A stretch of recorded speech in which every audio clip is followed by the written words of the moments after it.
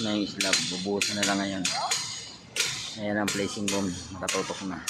Naghihintay na ready mix.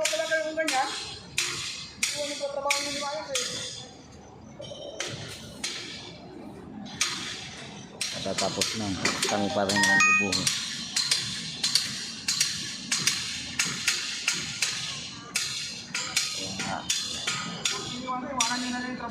Magdamag to ngayon, magdamag.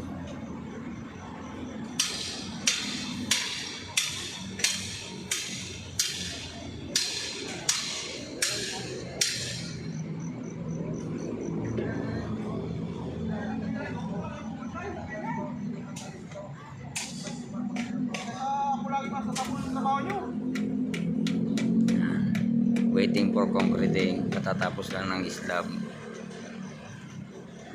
Grabe, umaga inumpisa ng slab. Hinabog talaga pati electrical.